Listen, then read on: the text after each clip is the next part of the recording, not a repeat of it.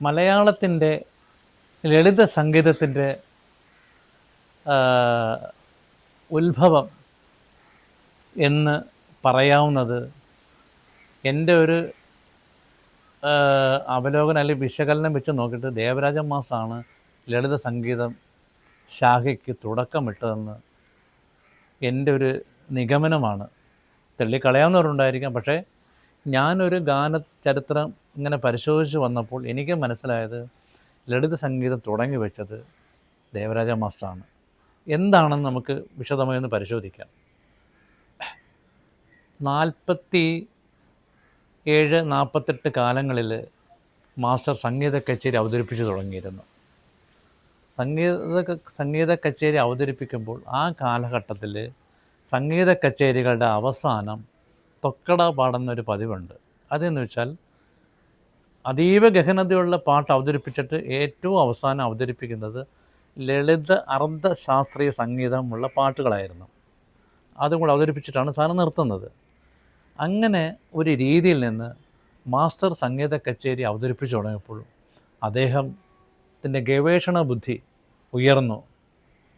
എന്തുകൊണ്ട് ഈ തെലുങ്ക്, തമിഴ്, സംസ്കൃത ഗാനങ്ങൾ ഉപയോഗിച്ച തൊക്കടയ്ക്ക് പകരം മലയാള ഭാഷയിലുള്ള കവികളുടെ പാട്ടുകൾ എന്തുകൊണ്ട് ഉപയോഗിച്ചുകൂടാ എന്നൊരു ചിന്ത ഉയർന്നു. കാര്യം, ഈ സംഗീത കച്ചേരി ഈ തമിഴ്നാട്ടിലെയോ ആന്ധ്രയിലെയോ കർണാടകത്തിലെ പോലെ അത്രയും ഗഹനതയുള്ള ആൾക്കാരല്ല കേരളത്തിൽ സംഗീത കച്ചേരി കേൾക്കാൻ വരുന്നവർ. എല്ലാ തരത്തിൽപ്പെട്ട ആൾക്കാരുണ്ടാവും. അവരെ കൂടെ ഈ സംഗീതത്തിലേക്ക് ആകർഷിക്കുക എന്നൊരു ചിന്തയായിരിക്കാം ഇതിൻ്റെ പിന്നിലെന്ന് ഞാൻ ഊഹിക്കുന്നു. സംഗീതം എപ്പോഴും ജനകീയമായിരിക്കണം എന്നൊരു ചിന്തയിൽ അദ്ദേഹം അടിയുറച്ച് വിശ്വസിച്ചിരുന്നു. അങ്ങനെ തൻ്റെ പരൂല ഗ്രാമത്തിലുള്ള MK രാഘവൻപിള്ളയുടെ ഒരു കവിത സരസ്വതി നമോസ്തുതേ എന്നൊരു കവിത എടുത്താണ് ആദ്യം അദ്ദേഹം ഈണം പകർന്ന് തൊക്കടായ്ക്ക് പകരം കച്ചേരികളുടെ അവസാനം അവതരിപ്പിച്ചത്. അതിന് വലിയ സ്വീകാര്യത കിട്ടി. സംഗീതം അറിയാവുന്നവരും അറിയാത്തവരും ഇതിനെ വളരെയധികം ആസ്വദിച്ചു. അത് മാസ്റ്റർക്ക് ഒരു ധൈര്യം നൽകി മുന്നോട്ട് നീങ്ങാൻ. അങ്ങനെ മലയാളത്തിലെ കുമാരനാശാൻ്റെ കവിത ചങ്ങമ്പുഴയുടെ ആ രാവിൽ നിന്നോടോതി രഹസ്യം, ജി ശങ്കരക്കുറുപ്പിൻ്റെ എന്ന് വേണ്ട എല്ലാ മികച്ച പ്രശസ്തരായ കവികളുടെയും കവിതകളെടുത്ത് ട്യൂൺ ചെയ്ത് അവതരിപ്പിച്ചു. പക്ഷേ ഇത് പ്രകൃതി നിയോഗിച്ച ഒരു നിയോഗമായിരിക്കാം. ഇങ്ങനെ ഒരു ലളിതമായ ഗാനശാഖ ഉടലെടുക്കാൻ പ്രകൃതി തന്നെ മാസ്റ്ററിലൂടെ ഒന്ന് തുടങ്ങി വെച്ചതായിരിക്കാം ഇങ്ങനൊരു ശാഖ തുടങ്ങാൻ. ആ ചിന്തയിൽ നിന്നും കവിതകളെടുത്ത് അപ്പോൾ ആദ്യമായിട്ട് ലളിത സംഗീതം ഈ കച്ചേരികൾക്ക് അവസാനം മാസ്റ്റർ പാടിയ തൊക്കട എന്ന് പറഞ്ഞിരുന്ന ഗാനങ്ങളുടെ രൂപത്തിൽ മാസ്റ്റർ മാറ്റി അവതരിപ്പിച്ച ആ പരീക്ഷണം കേരളത്തിലുടനീളം മാസ്റ്ററിൻ്റെ സംഗീത കച്ചേരികൾക്ക് ആസ്വാദകർ ഒരുപാടുണ്ടായി. അത് പലരും ഏറ്റുപാടി. സംഗീതം അറിയാവുന്നവരും അറിയാത്തവരും ഈ ഗാനങ്ങൾ ഏറ്റുപാടി. അങ്ങനെ ഈ പാട്ടിൻ്റെ ഈ കവിതകളൊക്കെ ബുക്ക് വായിക്കുന്നതിനേക്കാൾ കവിതാ പുസ്തകം വായിച്ച് പ്രശസ്തി വന്നതിനേക്കാൾ ഉപരി ജനങ്ങൾ വായ്പാട്ടുകൾ പാടി പാടി പാടി പാടി കേരളം മൊത്തം ഇങ്ങനെ അതിൻ്റെ പ്രശസ്തി പരന്നു. പിന്നീട് ഈ പാട്ടുള്ള പുസ്തകങ്ങൾ തേടിപ്പിടിച്ച് വായിക്കാൻ തുടങ്ങിയെന്ന് ഞാൻ അറിഞ്ഞിട്ടുണ്ട് ഇങ്ങനെ. അപ്പോൾ സംഗീതം വന്ന കവിതകൾ ഇങ്ങനെ പ്രശസ്തി അറിയിച്ചപ്പോഴേക്കും ഇത് എഴുത്തുകാരനെ അന്വേഷിച്ചു, അവരെപ്പറ്റി അന്വേഷിച്ചു, കവിതകളെപ്പറ്റി അറിയാൻ തുടങ്ങി. സാഹിത്യ ലോകത്തൊരു പുതിയ ഉണർവുണ്ടാക്കി. അങ്ങനെയാണ് ONV സാറ് തൻ്റെ കവിതാ സമാഹാരം ദേവരാജ മാസ്റ്റർക്ക് കൊടുക്കുന്നതും. അപ്പോൾ അതിൽ ആ സമാഹാരങ്ങനെ മറിച്ച് നോക്കിയപ്പോഴേക്ക് താമര പൂങ്കാവനത്തിൽ താമസിക്കുന്നവളെ എന്ന മാപ്പിളപ്പാട്ട് വൃത്തത്തിലെഴുതിയ പൊന്നരിവാൾ അമ്പിളിൽ മാസ്റ്റർ ഉടക്കി. കുറേ നേരം അത് മനസ്സ് നിന്നു. വായിച്ച് ചിന്തനം ചെയ്തു. അദ്ദേഹം ഒരു പുതിയ ഈണം അതിലുപയോഗിച്ചു. അത് സുഹൃത്തുക്കളെ പാടി കേൾപ്പിച്ചു. എല്ലാവർക്കും ഇഷ്ടമായി. അതാണ് AKG ജയിൽ മോചിതനായി വരുന്ന വേളയിൽ സുഹൃത്തുക്കൾ ഇഷ്ടപ്രകാരം ഈ പാട്ട് അവതരിപ്പിക്കുന്നതും അത് KPSCയുടെ സ്ഥാപകന്മാരായ കുറുപ്പ് സാറും രാജഗോപാലൻ നായരും കേൾക്കുകയും അവരത് ഉൾപ്പെടുത്തുകയും അത് പിന്നെ ചരിത്രത്തിൻ്റെ ഭാഗമായി മാറി. നമുക്കെല്ലാവർക്കും അറിയാം.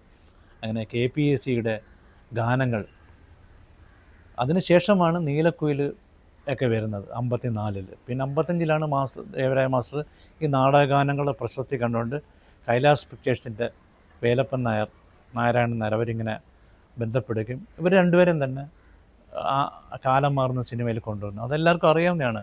അപ്പോൾ അപ്പോൾ മാസ്റ്റർ തുടങ്ങി വെച്ചതാണ് പിന്നീട് മലയാള സിനിമാ സംഗീതമായിട്ടും ലളിത സംഗീതമായിട്ടും മാറിയെന്ന് നമുക്ക് ചരിത്രം പരിശോധിച്ചാൽ തെളിയും.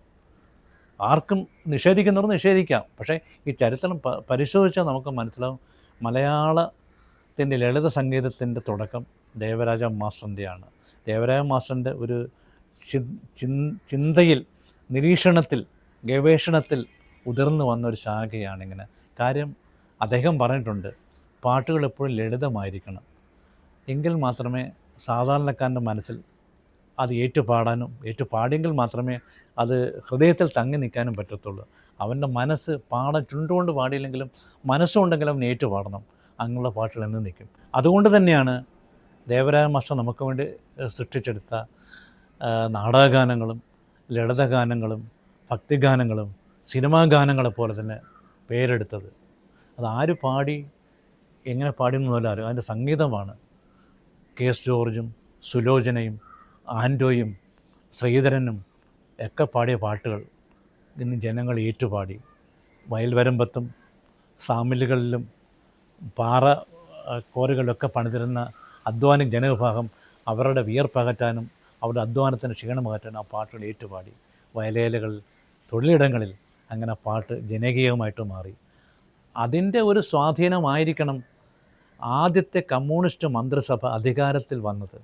അത് JC ഡാനിയൽ അവാർഡ് മേടിക്കാൻ പോയപ്പോൾ അന്നത്തെ മുഖ്യമന്ത്രി EK നായനാർ പറഞ്ഞൊരു വാചകമുണ്ട്, ഞങ്ങളുടെ പ്രസംഗം കൊണ്ടോ ഒന്നുമല്ല, ഞങ്ങൾ ആദ്യത്തെ ലോകത്തിൽ തന്നെ ആദ്യത്തെ ബാലറ്റ് പെട്ടിയിലൂടെ വന്ന കമ്മ്യൂണിസ്റ്റ് മന്ത്രിസഭ, ഇത് ഇവരൊക്കെ സൃഷ്ടിച്ച ഗാനങ്ങളിലൂടെയാണ്. അന്ന് കമ്മ്യൂണിസ്റ്റ് പാർട്ടിയുടെ യോഗങ്ങളിൽ പങ്കെടുക്കാൻ KPSC നാടക ഗാനങ്ങളാണ് വെക്കുന്നത്.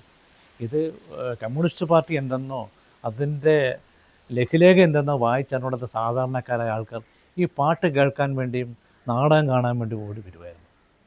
നാടകം കാണാൻ തന്നെ ഈ പാട്ടുകളുള്ളതുകൊണ്ട് നാടകം തന്നെ ജനകീയമായതെന്നാണ് ചിലർ പറഞ്ഞു കേട്ടുള്ളൂ. കാര്യം ഒരു തവണ നാടകം കണ്ടാൽ വീണ്ടും വീണ്ടും പാട്ട് കേൾക്കാൻ വേണ്ടി വീണ്ടും ആ നാടകം കാണാൻ പോകും. അത്രയേറെ ജനങ്ങളെ മനസ്സുകളെ മതിച്ചിരുന്നു ആ ഗാനങ്ങൾ. അങ്ങനെ വിപ്ലവകരമായ ചിന്താഗതി പടർത്തുന്നതിലും ഈ പാട്ട് വളരെയേറെ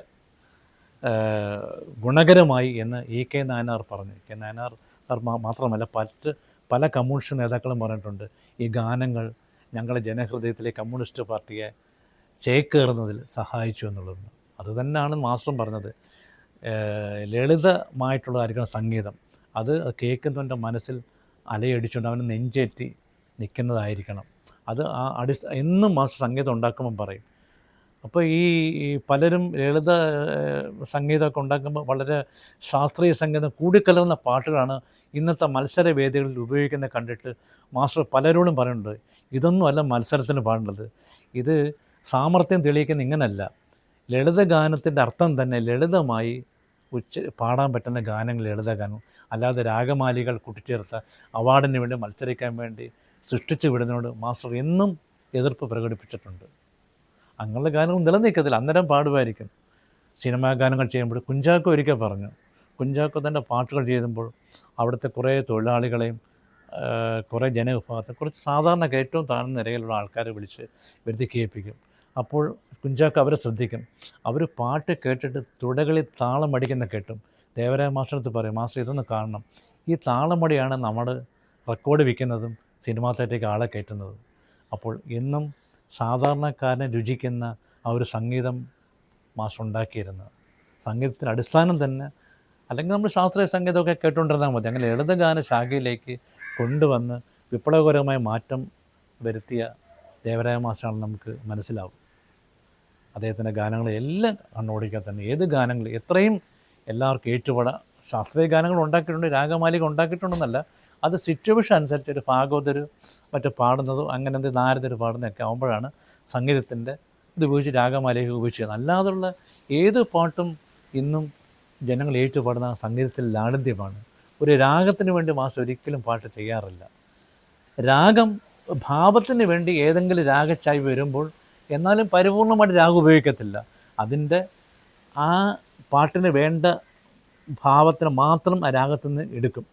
അതുകൊണ്ടാണ് മാസ്റ്ററിൻ്റെ പല പാട്ടുകളും ഏത് രാഗം എന്നറിയാതെ സംഗീത നിരൂപകന്മാർ വിഷമിക്കുന്നത് കേട്ടിട്ടുണ്ട്. മാഷ് അതൊന്നും നോക്കാറില്ല. തൻ്റെ പാട്ടിന് രാഗത്തിൻ്റെ ഏതൊരു ഭാവമാണ് ഉപയോഗിക്കേണ്ടത് അത് മാത്രം എടുക്കുന്നു, ചെയ്തു വരുന്നു. അപ്പോൾ ഭാവത്തിലും ലാളിത്യത്തിലും സംഗീത സംവിധാനത്തിൽ ശ്രദ്ധിച്ചിരുന്ന ദേവരാജൻ മാസ്റ്ററാണ് മലയാളത്തിൻ്റെ ലളിത ഗാനശാഖയ്ക്ക് ഒരടിത്തറയിട്ടതെന്ന് നിസ്സംശയം പറയാം.